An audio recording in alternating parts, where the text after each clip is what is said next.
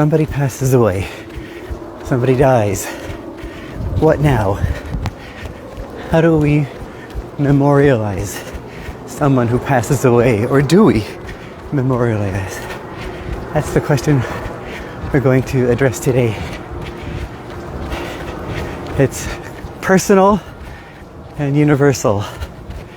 Just 2 weeks ago, if you're following here, you know my friend Baruch Thaler passed away. Baruch was an incredible human being, but he was also musical, composing many songs, some on biblical verses, others on Hasidic quotes, translations of prayers, and some just his own heartfelt prayers. His songs were soulful, reflective, some jolly, some upbeat, and I find myself singing and sharing his tunes with my family and friends constantly. Almost every day I share another tune with one of my family members. Say, look, this is Baruch. I find another song, or in a big chat of his friends, everyone sharing his music and his ideas and his teachings. And it got me thinking, as it relates to this parsha, is this perhaps the way I'm memorializing Baruch in my own mind? He's a friend, but I didn't have much to do with him in the last 20, 30 years, but we were in yeshiva together. But the little bit that we connected, and then again recently, left a deep mark on me, and especially after his passing. So this is really the question of the day. This week's parsha is called Chayei, Sarah, the life of Sarah. And what's very strange is that the whole parsha focuses entirely on the events after Sarah's passing. So why then is it called Chayei Sarah, the life of Sarah, if it really should be called the passing of Sarah, is the question. The parsha begins with Sarah's burial, and it moves on to Sarah's children marrying Yitzchak marries Rivka, and then it goes on, and Avraham, her husband, remarries and has more children. So it's almost paradoxical to call it Chayei Sarah, perhaps even mocking, because her presence seems to fade with each verse. Why is it that we call it Chayei Sarah and not the passing of Sarah? So here's where Yiddishkeit, Judaism, and especially from the Hasidic and mystical lens, teaches us a revolutionary and profound lesson about life. That life doesn't end with death. Life transforms. Death is not the end of a life, but a transition. What is life? Depending on the life, of course. When somebody lives a life of spirit, the life continues on. When somebody lives a life of materialism and only that, then it might end. It might end actually. So you have to rethink that. But generally speaking, the soul lives on. King Solomon, Shlomo Melech, writes in Kohelet, Afar tashuv el haaretz. I forgot the exact verse, Asher Nitana, and that the dust returns to the earth from which it came, and the spirit, the ruach, tashuv el Elokim, Asher Nitana, that the spirit returns to God who gave it. So we humans have a dual nature. There's a body formed from the earth. It is finite, and it goes back to its source. But the spark, the soul, is eternal, and its journey continues beyond our physical existence. And the soul doesn't sever ties with the living. It remains connected to us here and nourished by the mitzvahs and acts of kindness done in its merit. Of a grieving family, very poignant story. A grieving parents who had lost their only child after many years of trying, were heartbroken when the child died, and they went to many rabbis and spiritual leaders seeking answers, seeking comfort. The Rebbe listened empathetically to their story, cried while they were sharing it, and then asked, if you knew that your child was alive in a distant place and he needed some food, would you send him some care packages? They said, of course. But how about if you knew that he was there, but you could not see him, but you knew that he was there? Would you still send him packages? They said, of course. We'd send him everything we could. Says the Rebbe, your child is in a different place. He's still there. You are still his parents. You just can't see him. But you could reach him by sending him care packages. And the care packages are the mitzvos, the prayers, the acts of kindness, the charity done in his merit. And every gift, every mitzvah is a gift to your child's soul. Your child's life isn't over. It's just transitioned to a different place. You are still your child's parents. And your job now is to help it flourish. Help him or her flourish in their new home. That's what the Rebbe said. By performing mitzvahs and helping others and dedicating good deeds in the names of our loved ones, we continue their legacy. They actually live on. The spiritual connection is never lost. It only evolves. There's another story, somewhat different, but also describing this idea about a young boy who wanted to play piano for his deaf mother. And he was hoping one day there would be a cure for her to be able to hear his recital, his piano. That day never came, unfortunately, and his mother passed away.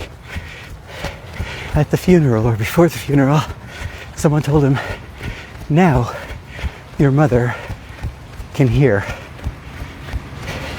And the boy took his instrument and played at the funeral, knowing that now his mother can hear.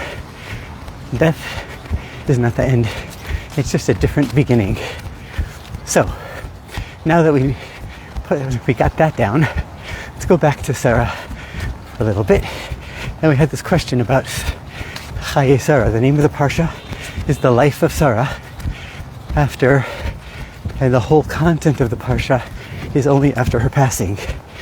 So the question is now to get into the details. How do the details of the parsha, the content in the parsha, the three main stories fit in to Sarah's life? And how is Avram actually continuing her legacy? So the three stories that happened were that, first of all, Sarah's burial, of course, that happened. That Yitzchak and Rivka married, so her children married, and Avram remarries and has more children. How does that fit into the content, into the context of the life of Sarah? So the Rebbe talks about this in a beautiful way, presented by Rabbi Ashkenazi from Israel. And it says as follows. Avram and Sarah had a dual mission. Avram has a universal mission of bringing monotheism to the world. Sarah had a personal mission to bring Judaism to the world. Until that time, Israel was a holy place, but none of it belonged to a Jew. And Me'aras HaMachpelah, the cave, the double cave that Avram secured to bury Sarah, was in the hands of non-Jews at the time. And Avram purchased it to ground Sarah's vision of a Jewish future in the actual land of Israel. So that was one way. But seemingly, the burial of Sarah seems to be the end of her life, but it really was continuing her mission and legacy. That was number one. Number two, Avram finds a wife for his son Yitzchak. Who was she? Rivka. The Torah Midrash describes that Rivka was similar to Sarah. When she entered Yitzchak's tent, 3 miracles that happened during Sarah's life that had ended at her passing were reinstituted. There was a Shabbos candle that would burn all week. Their dough, their bread never got stale, and there was a cloud that hovered above their tent. So over here we see again Sarah's life continued on through Rivka. And finally, Avram remarries. Various opinions about who he remarried. Was it Hagar again? Was it Keturah? Are they the same person? Was it someone else? But the basic idea is that Avram remarries too, and he has more children, and he's fulfilling his mission, his personal mission, to bring monotheism to the world. Av Hamon Goyim, he's the father of many nations. His universal mission was to spread monotheism to the broader world.